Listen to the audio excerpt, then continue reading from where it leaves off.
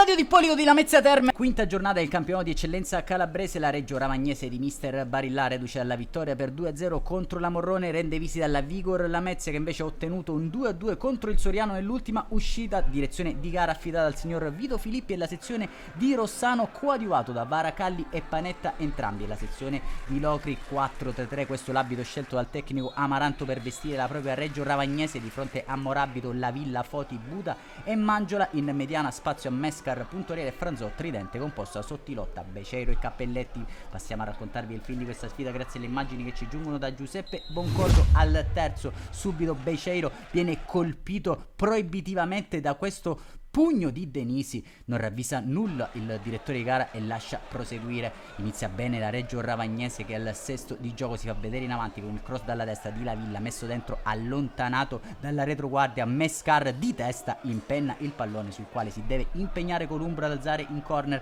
Al 18esimo il filtrante di Amendola per Bernardi, che si insinua in area di rigore, atterrato da Mangiola. Calcio di rigore decretato dal signor Filippi. Dal dischetto si presenta l'esperto Curcio a tu per tu con Morabito. Minuto 19 della prima frazione di gioco, va col mancino, intuisce solamente l'estremo difensore della Reggio Ravagnese. Vigor Lamezia in vantaggio. Lo stesso Curcio 2 minuti più tardi, alla battuta di un corner, pesca Foderaro sul primo palo. La deviazione attraversa tutta l'area piccola senza inquadrare lo specchio della porta. Al giro di boa, alla prima frazione di gioco, costretto ad alzare bandiera bianca La Villa, al suo posto dentro Falsia. Il tempo però è maturo per il pari. Il cross di Beceiro sul secondo palo per Franzò, colpisce al volo, poi Sottilotta a rimorchio per Beceiro, una cannonata sotto la traversa, vale l'1-1 per gli uomini di mister Barilla. Ristabilita la parità del punteggio al Gianni Renda di Lamezia Terme. Non ci sta la Vigor Lamezia con la sventagliata parabolica per Bernardi,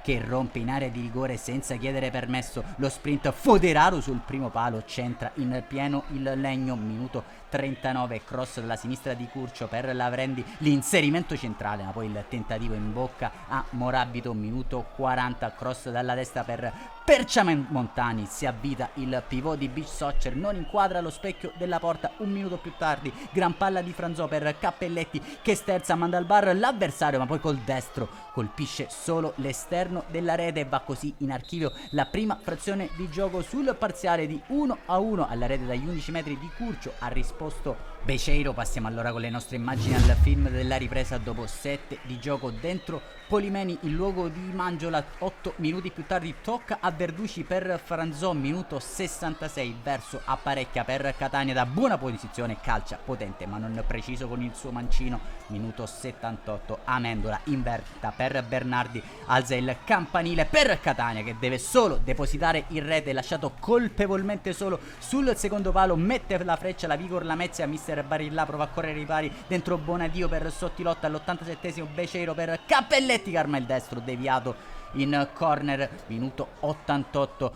fallo diverso su Beceiro, secondo giallo e conseguente ineccepibile cartellino rosso. Vigor Lamezia che dovrà difendere il risultato nonostante l'inferiorità numerica. Non accade più nulla al D'Ippolito e game over. Vigor Lamezia 2, Reggio Ravagnese 1. Un saluto amici appassionati, appuntamento come al solito alla prossima.